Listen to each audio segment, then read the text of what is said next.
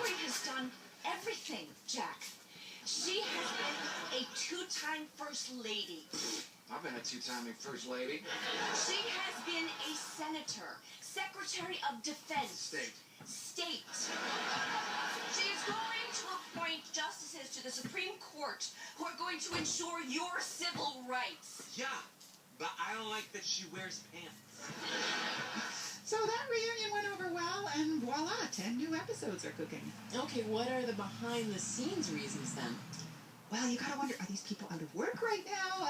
Maybe we should factor that in. They get to come back not only to the most interesting roles of their careers, but the highest salaries of their careers. There is big money in revivals thanks to streaming deals and fan interest. It's a lot easier to get people to tune into something familiar than something new. I think TV is learning from the movie business there. Also, ABC and NBC have struck out with most of their new sitcoms lately, so they're reviving Roseanne and Will and Grace to recapture some old glory there. Twin Peaks also aired on ABC, believe it or not, but it's being revived on Showtime in the U.S., Crave TV here in Canada, because it was always too weird for the networks. But make no mistake, this is still about money. The X-Files revival was so successful on Fox last year that despite kind of bad reviews, it's coming back for another new season. Okay, well, lately there's been a lot of talk of TV being, in a golden age. Can that still be true if it's now just recycling old shows? I think that's a real danger of this revival trend. I mean, the three shows we're talking about were all groundbreaking in their time. Twin Peaks paved the way for the auteur-driven shows we now see everywhere on cable. Roseanne was realistically blue-collar at a time when happy middle-class families were the sitcom norm.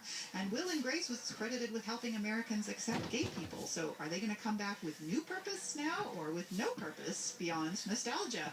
And even nostalgia, there's danger there, because Gilmore Girls, well, it was nice to see that gang back together again, but seeing the show now made you realize how much white privilege was in it. So sometimes I think you need old characters reinterpreted by all new people to make it work. Like when we have a new James Bond. Reboots are more maybe creatively interesting than revivals, but fortunately there's still so much good TV out there. We are still in a golden age because there's so many choices, and shows like Blackish, Master of None, and Fresh Off the Boat are showcasing minority families like never before. So I do think you're right, though. There's a bit of a danger with this revival trend. Has this revival trend affected anything about the way TV is actually being made today, then? Yes, I've been reading a lot about that in relation to Roseanne. You might recall that show's final season kind of went off the rails when the Roseanne's family won the lottery and became annoyingly nouveau riche. And then we found out in the bummer of a series finale that never happened. That was all just Roseanne's way of writing a novel to cope with the death of her husband, Dan. Here's a bit of that. My writing's really what got me through the last year after Dan died. I mean, at first I felt so betrayed, as if he had left me for another woman. So I began writing about having all the money in the world. And I imagined myself going to spas and swanky New York parties, just like the people on TV, where nobody has any real problems and everything's solved within 30 minutes. Well, that's nice and all, but now the Roseanne revival has to be called a reboot because they want Dan back, and now they have to pretend that final season never happened. Oops. So that's led to speculation that executives are going to demand series finales be open-ended from now on, just in case the show's revived in the future. Don't kill anybody off. And that's kind of bad news for TV, because if writers have to look over their shoulders to see if anybody's following their characters off into the sunset, they can't take that many risks, can they? Well, are there any other shows then that are coming back from the dead? Yes. So this revival trend is continuing. Curb Your Enthusiasm is back this year after 6 years off the air. Arrested Development is coming back for a second new season, for those keeping track. It's been off the air for 5 years. And a Deadwood reunion movie is finally happening at HBO. And as for reboots, there's another trend intersecting here, the diversity trend in Hollywood. We're going to get a new fantasy island run by a woman, a new dynasty that'll be racially diverse, and a heart-to-heart. That was a show about married detectives. Well, now it's a gay couple. Plus a new Star Trek with an Asian woman in charge, but that's nothing new because Star Trek's always been progressive. So, yeah, revival fever is here to stay. Thanks very much, Kim. Thanks for having me, Ali. Kim Linikin is our pop culture columnist.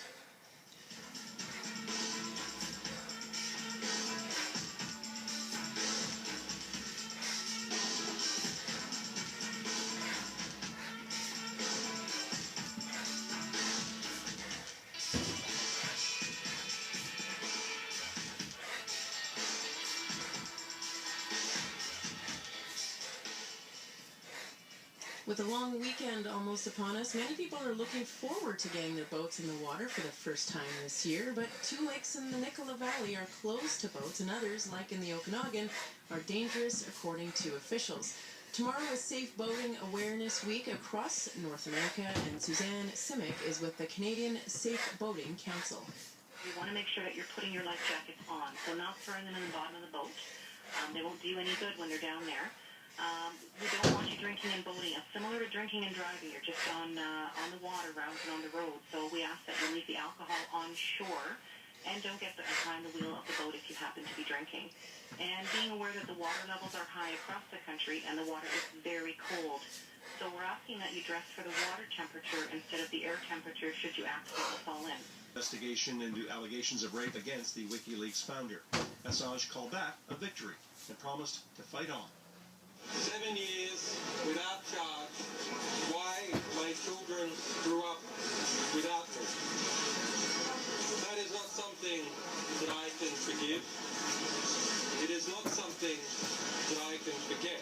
But his legal troubles aren't over. British police say they will arrest Assange if he leaves the Ecuadorian embassy in London, where he has been for the past 5 years. The U.S. has also said it would seek his extradition for releasing classified information through WikiLeaks.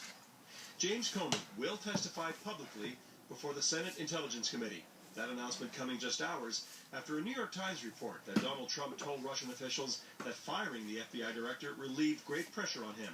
The story suggests the president dismissed Comey because of the investigation into his ties between his campaign and Moscow. The White House isn't disputing the Times report. Meanwhile, the Washington Post is reporting the probe into possible collusion has identified a senior official inside the White House as a person of interest. All of this breaking just as Air Force One was taking off, carrying Trump on his first foreign trip as president. As Lindsay Duncombe reports, it's unlikely to offer a break from the pressures at home. In some ways, this must feel like an escape for President Donald Trump, walking up the red-carpeted steps of Air Force One, leaving Washington behind after what's been described as one of the most tumultuous weeks in presidential history. Trump tweeted this morning he will be strongly protecting American interests, adding, "That's what I like to do." His first stop is Saudi Arabia. Trump will meet with leaders from 50 Muslim countries. Former chairman of the Joint Chiefs of Staff, Admiral Mike Mullen, says it's a chance for Trump to engage with Arab countries disappointed in the Obama administration. The Arab leaders have felt left out in recent years, and from that standpoint, this engagement is really critical. From there, it's off to Israel, the Vatican, and a NATO summit. Plenty of opportunities to change the headlines, but plenty of opportunities to make mistakes. Former Secretary of State Madeleine Albright has advice for Trump. Don't tweet. And what keeps me up at night is that, in fact, this president is not well enough prepared to deal with the myriad issues that are out there, which are very complicated. And despite the Twitter enthusiasm, Donald Trump reportedly isn't looking forward to the travel. Add to it all a White House staff that's never done a trip like this before and is full of infighting. As Air Force One takes off, the drama isn't likely going away, just changing time zones. Lindsay Duncombe, CBC News, Washington. It's been more than a week, but people in British Columbia are still on edge about the final results of the provincial election. Neither the Liberals nor the NDP won a majority, but 2 seats are facing recounts, which could tip the balance of power. On Vancouver Island, one race in particular is hanging by just 9 votes, but has many ballots that haven't been counted. Greg Rasmussen has that story. Pausing from her run up and down a grueling flight of stairs next to the beach, Catherine Frank stops to talk politics. Oh, I was super shocked. It was amazing that there was such few votes difference. The NDP won here by just 9 votes on election night, triggering a recount. Frank was out of town and voted elsewhere. That means her ballot is one of hundreds that have yet to be counted. What do you think about your vote? My vote! It could be the one that changes the whole election. Yeah, every vote does count. The outcome in the final vote count in this riding could lead to a majority, a coalition, or possibly the first minority government in BC since the 1950s. So is this the sort of same thing you've been doing? Long walks? Walks are always good. Ronna Ray Leonard walks along a seaside path. The NDP candidate has been waiting since May 9th to find out if her 9-vote election night win will hold, and if she and the New Democrats will help remake BC politics after 16 years of Liberal rule. I believe in celebrating the moment, staying in the moment, and it's better to be 9 votes ahead than 9 votes behind at this point. If Liberal Jim Benninger ends up winning, it will likely mean the thinnest of majority governments for the BC Liberals. There's really nothing out there to say that the split that happened election night will be any different in the absentee ballots. It'll be close, we'll just have to wait and see. The final count is scheduled to start Monday, with results expected later in the week. Greg Rasmussen, CBC News, Comox. It's a decision that could mean less Canadian talent on your TV screen. Earlier this week, the CRT... And people in Europe are probably just as interested in this very impressive guy than they are in Donald Trump. And so Trump may feel himself a little bit upstaged. And so what do you think will happen next in terms of Trump and his international relations and moving through all this controversy that's sort of plaguing the White House? Gee, it's so much easier to predict the past and the future with this guy. I'm not sure. I think that if this were at all conventional, he'd be wanting to line people up around him and communicate that America is still a leader and still a partner. But communicating that to people, saying it, has got to be supported by, by realities. And the show that's going on in Washington, and each day is a new revelation, it's very hard to say. Everybody who works for the United States and international relations and stuff is just dying for a little bit of drop in the drama so that people can get on with working on the problems of the world. How are international relations being affected by what's happening in Washington? Well, it's hard to say because, people are not, they're aghast.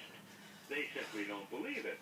And look, let's just look at the polls. In Canada, this is the first time, I think in my lifetime, that more people have disapproved of the United States than approved. In Germany, it's gone from 59 to 29. And when that happens, the United States has less leverage. It's less able to get its way. Well, and it's interesting because I think people also say that, people are so busy watching what's happening in the White House, we're missing other things. Do you think that's happening on an international scale? Well, it's totally right. Look, the world can tumble into chaos, as it probably is today in Eritrea, or more girls kidnapped in Nigeria, all kinds of stuff, and it's not going to be on page 1 of any newspaper or headlining anybody's news because it's all about, what Trump said, calling Comey a nut job and whatever new outrage has emerged from his Twitter feed. Mr. Kinsman, it's good to hear from you. Thank you for speaking with us. Oh, thank you, Aaliyah. Jeremy Kinsman is a former Canadian ambassador to Russia, Italy, and the European Union, and High Commissioner in London.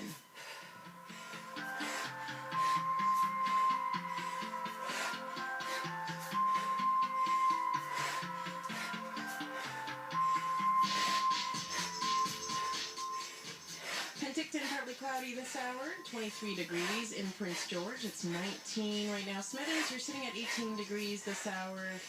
Josh, anything happening on the highways people need to know about? Not at the moment. Nothing fresh or new. The big one, really, for probably long weekenders, is Highway 1. There's a number of spots, mostly all around the national parks, like Yoho, where they're doing rock blasting sort of here or there, that kind of thing.